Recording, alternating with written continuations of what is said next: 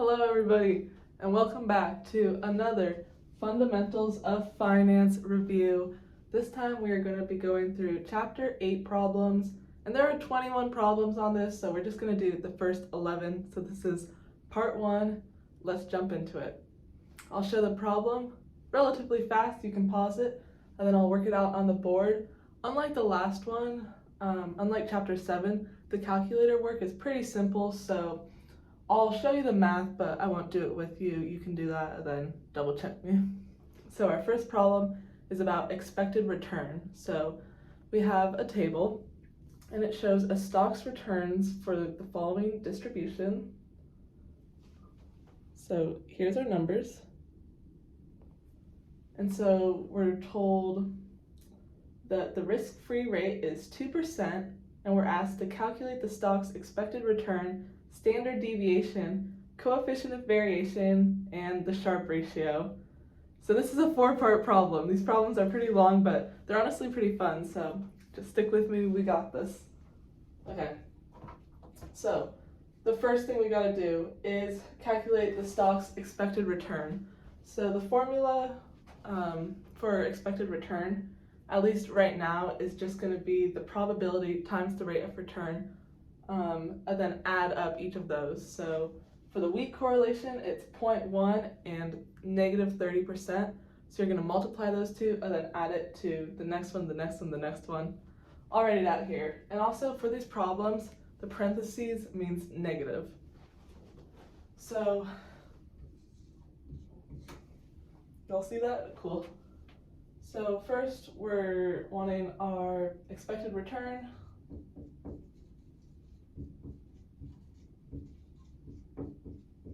And this is denoted as R with a hat. Let's take our weak probability times negative 30, which is our rate of return, plus our below average, which is 0.3, times negative 14. You all see where this is going, plus 0.3 times 11, plus 0.3 times 20 plus 0.2 times 45. And when you get larger data sets, it'll get more complex, but this is all you have to do for now, and that should give you 13.9%. So that is our expected return, or some people just say like it's the mean. Next is our standard deviation. It's asking for, I believe. Yes, okay. So SD, or it also looks like this symbol. And to find this, first we're going to find the variance. And variance is denoted like this. And then all you have to do is square root it, which will cancel it out and give you your standard deviation. So to find the variance, we are going to take this number, boom, boom, boom, our rate of returns, and we're going to subtract it from 13.9, square that, and then multiply it by the probability. So using the same numbers, it's pretty simple.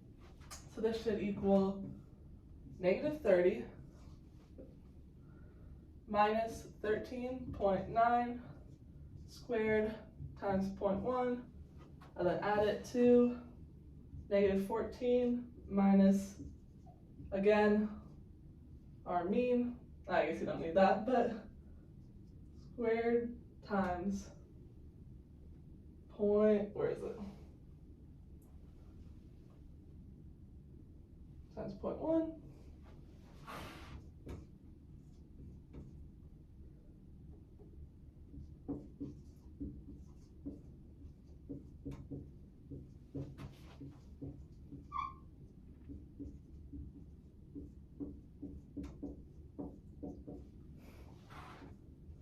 My arm's already hurting, and we didn't even go too far in the vid, but we'll be cool.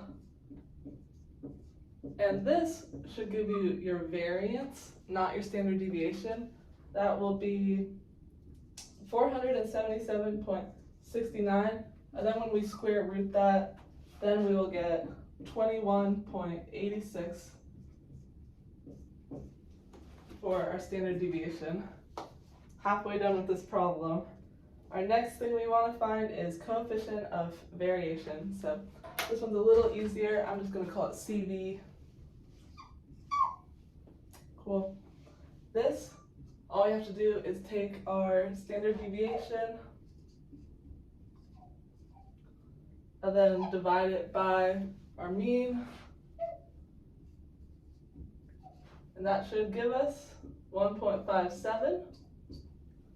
And our final thing is our Sharpe ratio. So this is going to be dealing with that extra bit of information they told us when they told us that the risk-free rate is 2%. So normally it's not denoted like this, it's denoted RRF, but I just think it's simpler. I think it's easier to understand RFR, because like that's the letters, but so just know this is the risk-free rate, but it won't be denoted like that like in your class. So how to find the Sharpe ratio, all you have to do is take your mean, so that's 13.9, and then subtract the risk-free ratio, and then divide it by your standard deviation. And that should give you There we go. Whew, I will try to make the work a little cleaner on the next ones, but that was our 4-part expected return, standard deviation, coefficient of variation, and Sharpe ratio.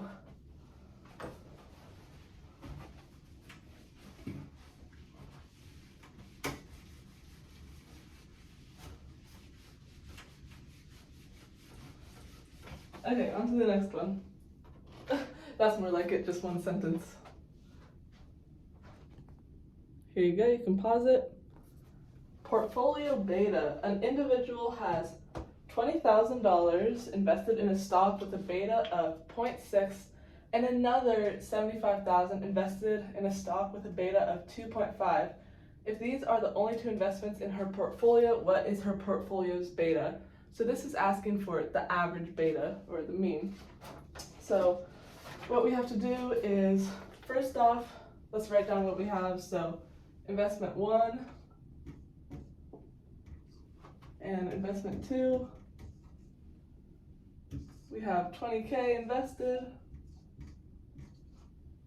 and then 75K, or 1,000, it's just a little faster. Beta, this is also denoted as B, so from now on, I'll put it as B, equals 0.6, B equals 2.5. So how to find her portfolio's beta? First we're gonna add, I forgot that red didn't work, sorry. First we're gonna add this, so this is gonna give her the total of her portfolio. How much does she have invested altogether? And so that's gonna equal 95,000. And then we're going to put 20,000 over 95,000 times this beta, and then plus 75,000. Not sure why I put this parentheses. Never hurts though. Times this beta. And this will give you 2.10 as your beta. There you go, that's the average beta. And then if you had like more than one, you could just keep doing it over and over and over.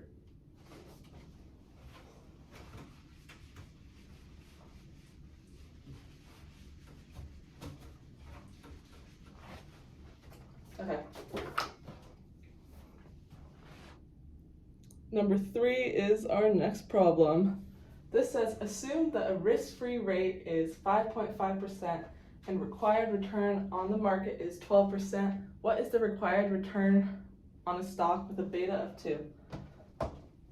So let's write down our information at first. We got a risk-free rate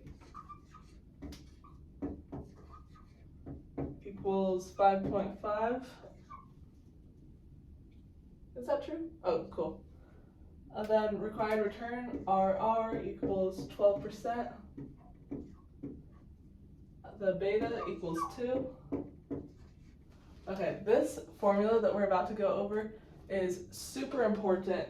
We're going to use it for basically all the problems, and here it is. The rate of return equals the risk-free rate plus the, this is where it gets like a little complicated. You have either the required return on market, so I'm going to say RM, and then minus risk-free rate again, or this entire thing, sometimes they give it to you. This is called the market risk premium. So there might even be a problem where it just asks for the market risk premium, and you can just do the return on market minus the risk-free ratio. And then you're going to multiply it by your beta. So for this one, all you have to do is plug in the numbers. We're going to go 5.5 plus, oh, are we given this? Yes, we are. Cool. It's return on market, sorry. 12 minus 5.5 times 2. And this should give us 18.5. Awesome.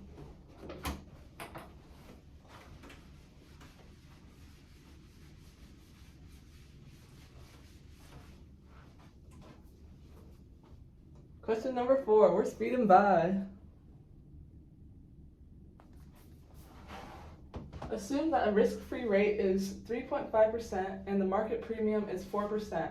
What is the required return for the overall stock market? What is the required rate of return on a stock with a beta of 0.8? Okay, so we got a two-parter.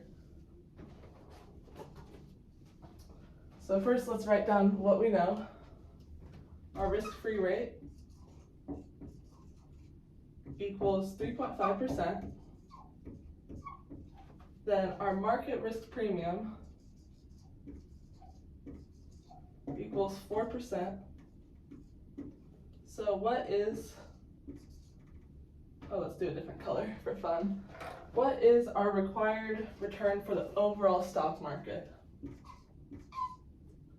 And if it doesn't give it to you, you can assume the beta is 1. So we'll go beta equals 1. Sorry about that glare too, that's a little annoying, but bear with me. I'll try to talk it out.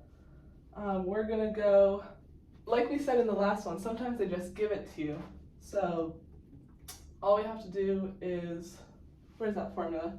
We go risk-free rate of return, 3.5, plus, then we don't actually need these parentheses because as we just said it's given, plus 4%, and then times 1, our beta, and this should give us 7.5. But now it asks, okay, what if the beta, we are given a beta and it's 0.8. So now that we have the rate of return for like the assumed with 1, we can just do the exact same thing and replace it with 0.8. So just to save my arm, I'm just gonna go 0.8. That's a nice blue, wow.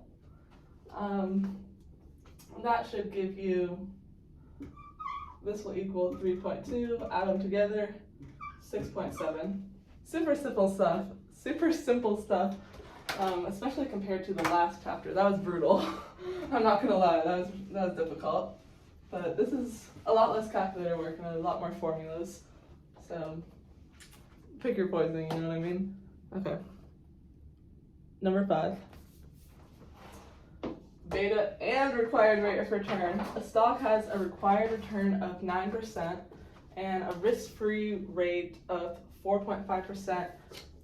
Market risk premium is 3%. So what's the stock's beta? Let's write down what we know. I want to use that blue, that was nice. So required rate of return equals 9%. Risk-free rate equals 4.5. And then market risk premium equals 3%. So what is the stock's beta?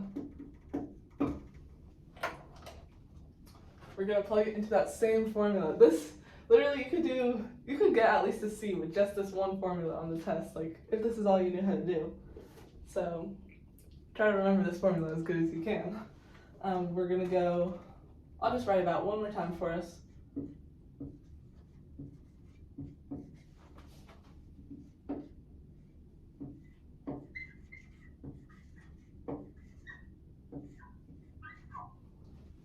So all we gotta do is plug in those numbers.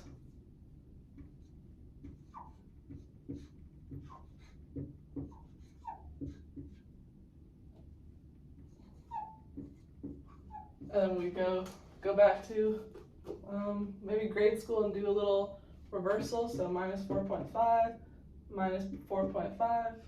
Oh. And that's gonna equal 4.5 again. And then divide it by 3. Divided by 3, our beta is 1.5. And now it's asking if the market risk premium increased to 5%, what would happen to the required rate of return? So this is one where now we're going to plug in this beta to our new numbers. We're going to go required rate of return, that's what we're trying to find, equals, we don't need that, sorry, 4.5 plus 5, we're told, is the new market risk premium. And then we're going to plug in our new beta. And this should equal 12%. There we go. Okay, we got another one with a large data set. So we're comparing two stocks. You might need to pause it twice. Let me hide answers, just so we can, you'll need to pause it 3 times, I'm thinking. And then let's go down one more time. Okay. So it's asking us to calculate the expected rate of return for stock B, just stock B for some reason. I don't know. Oh, I do remember this one. Okay, they ask like for stock B, stock A, stock B, stock A, and it's just, I think, to confuse us or something, I don't know. So, A, we have expected rate of return. So this goes back to the very first one we did where we're basically finding like the mean and average.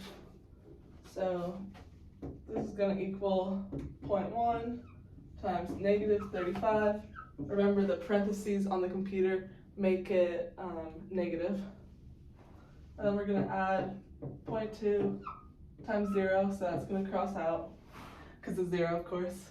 And then we're going to add 0.4 times 20, and then 0.2 times 25.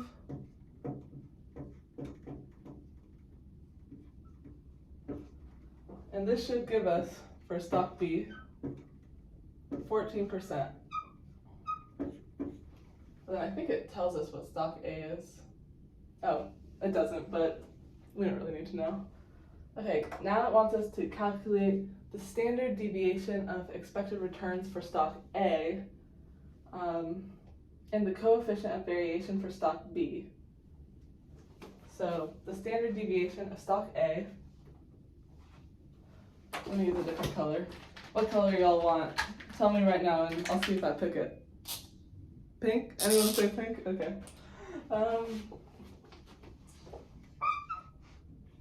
B, so standard deviation, that's like the second one we did. So it's gonna be, it told us that stock A, let me write this down. I'll do A in pink, B in blue, that's cool. So its expected return is 12%. So we're gonna take the numbers on A, subtract 12%, square root it, and then times it by the probability. So it's going to look like this.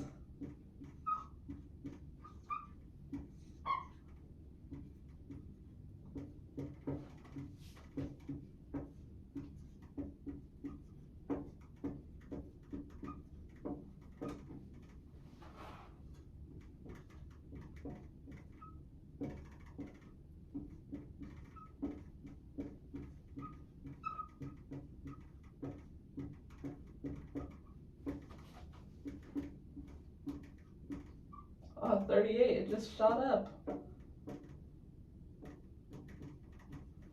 So this, as you might remember, is not our standard deviation. This is our variation, or variance, sorry. So variance will equal 148.8, and then once we square root that, that's going to give us 12.2.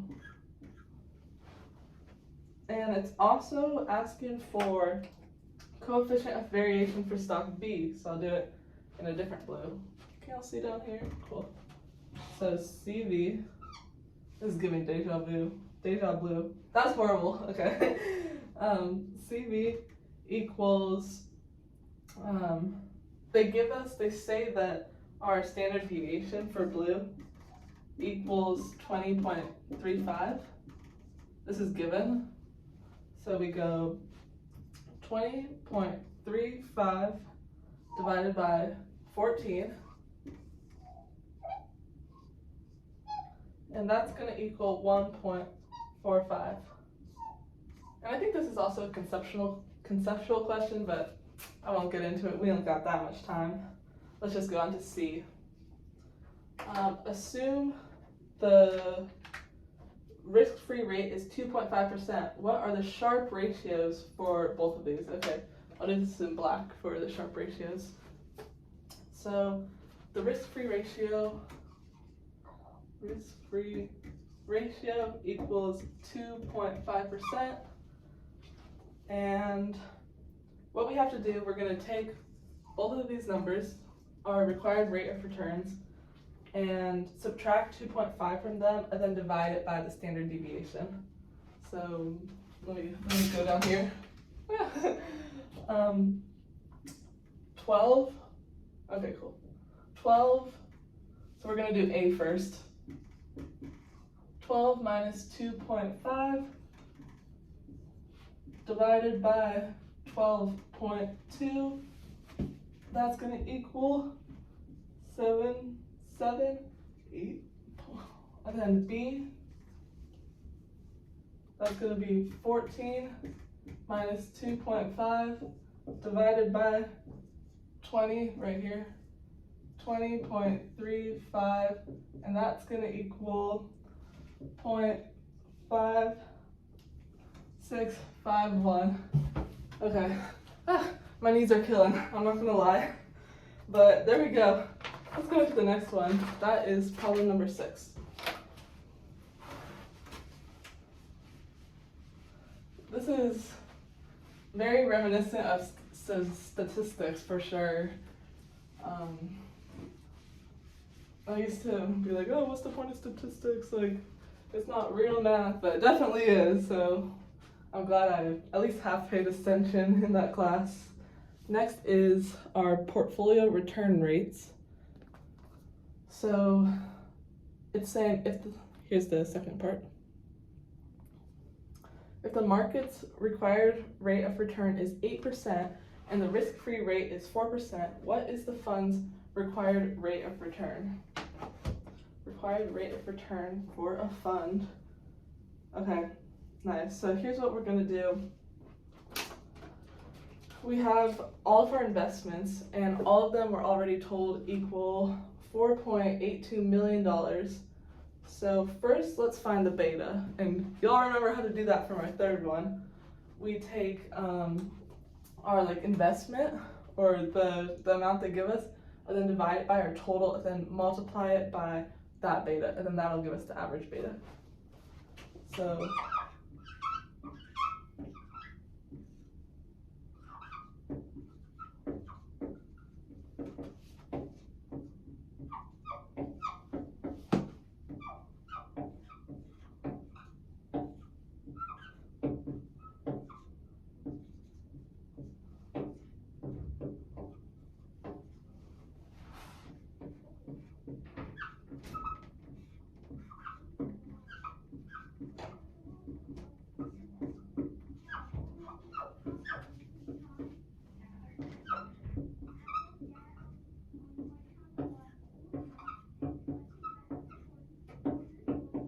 and that should equal 0.8226. And so this is the overall beta. And so now we can find, what was it asking? The required rate of return using that formula again. So we're going to go required rate of return equals, we are told that our risk-free rate is 4% plus 8, we're also given that, minus 4 of course, and then plug in our beta, and then this will equal 7.29%. Cool.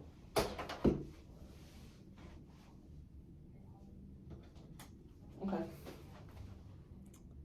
We are on problem 8. Awesome.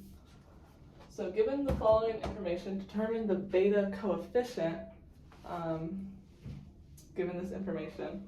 Beta coefficient, it's just asking for the beta. This confused me so much, but don't sweat it, y'all. It's not like a whole different formula. Like basic. I'll show you. Give me a minute.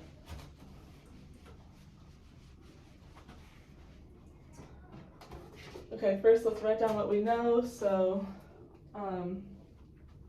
required rate equals 10.5%. Then risk-free rate equals 3.5%. And then our, let's see, market rate equals 9.5%. And so this is interesting. Instead of using, ooh, that's my funny bone. Instead of using our market risk premium, we're gonna have to find it by subtracting the required return on market from our risk-free rate. So it doesn't give us the market risk premium. It's just an extra step. Ooh, that's funny. Okay.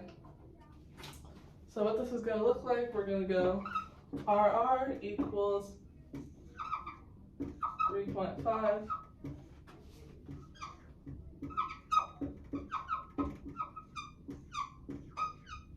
and oh, sorry, they give us this.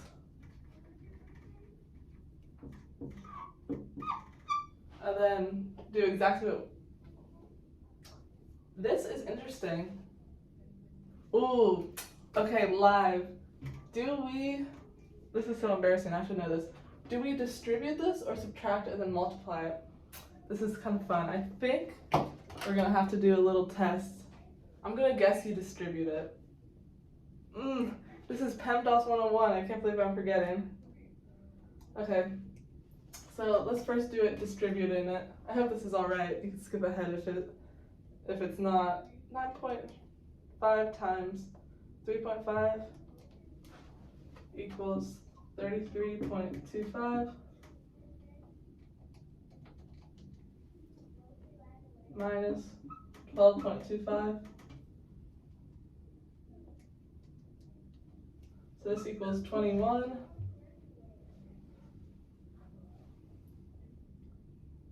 Okay. So we would divide by 21, divide by 21. So 10.5 divided by 21 is 0.5. Oh shoot. Oh shoot, y'all. Okay, that's not the answer. So I guess we don't distribute first. Let's try it the other way. Oh, I forgot the addition sign. That makes all the difference. I'm so sorry about that. At the same time, I'm not restarting this, so bear with me. I also don't know how to edit. So if anyone knows how to edit, leave it in the comments, any apps or whatever. Okay, what the difference a little plus sign could make. So of course, 6 subtract 3.5 subtract. So this is 7. So that's going to be 7 divided by 6, because right now we have 7 equals 6 beta, because we got rid of that, and then that's 6. And so beta equals 1.16 repeating. So sorry about that again. Okay, on to number 9. I won't forget it though, I will tell you that. Shoot! Nice! We only have 3 more questions. That went by so quick. Okay, so we're on question number 9.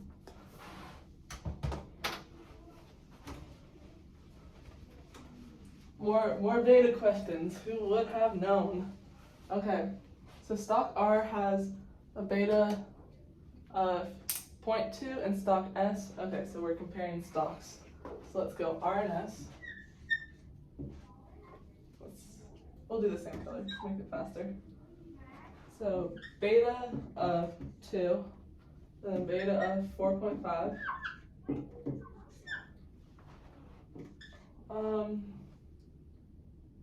Let's see.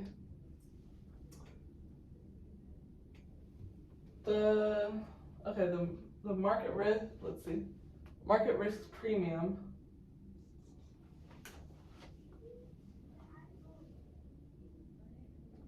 I'm sorry, give me 1 sec. They've said this in a funny way.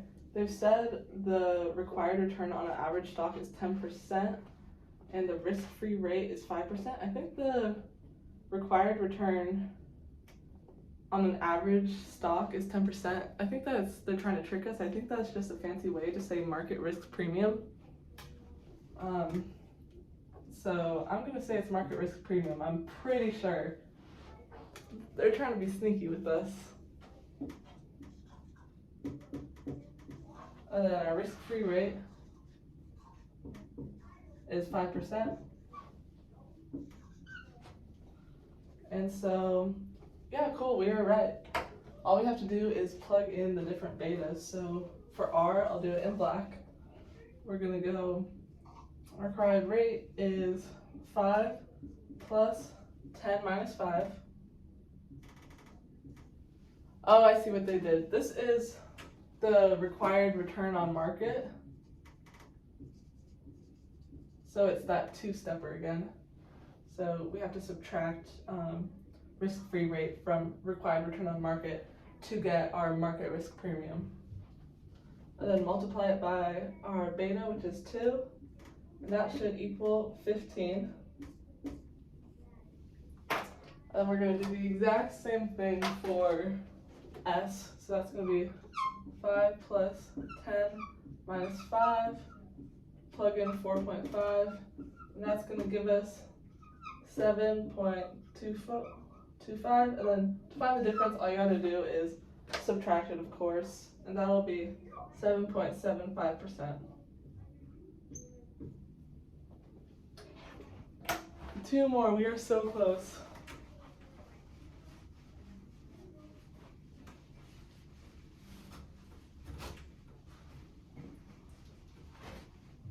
Okay.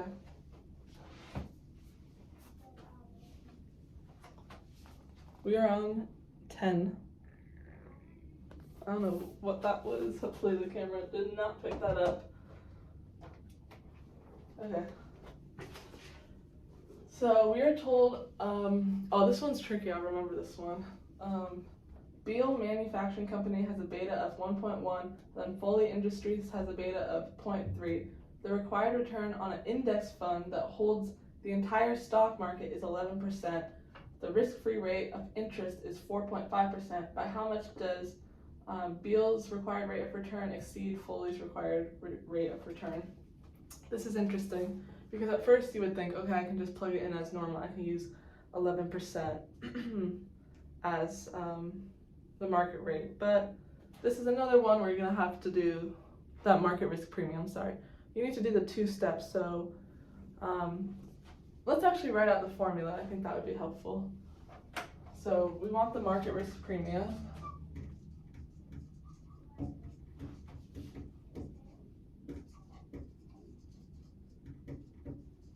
This is going to equal our required return on market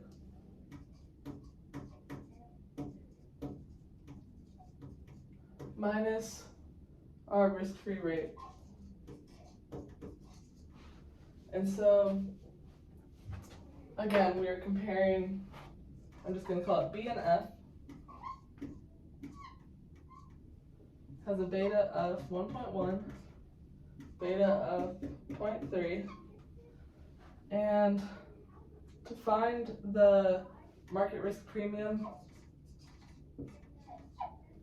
all we have to do is we are given that it's 11% minus, okay, we're told the risk-free rate, that's important, equals 4.5. So minus 4.5, this will equal 6.5. Cool. And it's the same for this too, actually. They just have different betas. So again, we're doing kind of the same thing as last time. We're just plugging in different betas.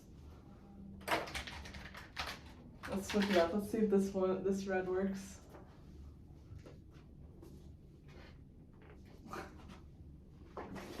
Yeah. Okay. Our rate of return, can you all see that? Okay. Equals our risk-free rate plus our market rate premium, 6.5 times our beta. I'll do this in red. And this equals 11.65. And then let's do F in brown. All you have to do is just this exact same formula and then plug in 3. And this should give us 6.45, and then subtract it to find the difference, and that is 5.2. There we go. Okay, all we have is one more problem. If you're following along, good job. Thanks for helping me, because doing this really has made a difference. So I hope it's helping y'all too. Okay.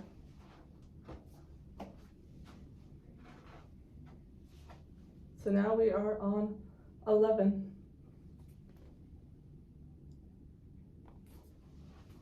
It is asking us to calculate the required rate of return for MUD enterprises, assuming that investors expect a 3.5 rate of inflation in the future. The real risk-free rate is 1.0%, the market risk premium is 6.0%, MUD has a beta of 1.5, and then this sentence is literally just thrown in there to trick us. We don't use this information, but I'll read it anyway. And its realized rate of return has averaged 8.5 over the past 5 years. For this one, we don't need the past betas. It doesn't matter. But I think it's interesting how they put it anyway. But no, we're not getting fooled. So it's asking us for the rate of return, required rate of return, and inflation. Here's we get a new formula with this too. I always like that. It's like a level up, 3.6%. And then our market risk premium is 6%. We have a beta of 1.5. And then the other information we're not worried about. So to find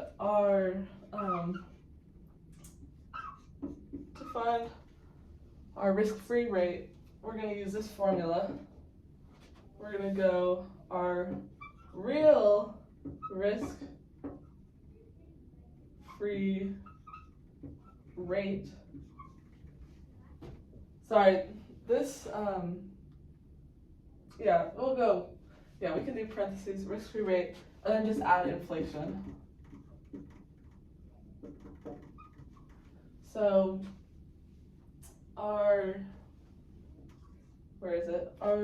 we also are told our real risk-free rate equals 1. We're given that too.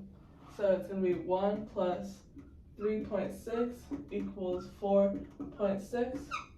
And now we can plug it into our famous formula. It's going to go RR equals 4.6 plus our market return premium, which is 6 times our beta. This is the same formula that we've used the whole time. That is so awesome. And we're given a beta. And so this should equal 13.6%. Awesome. Hope this was helpful. Good luck on this test. See you in part 2.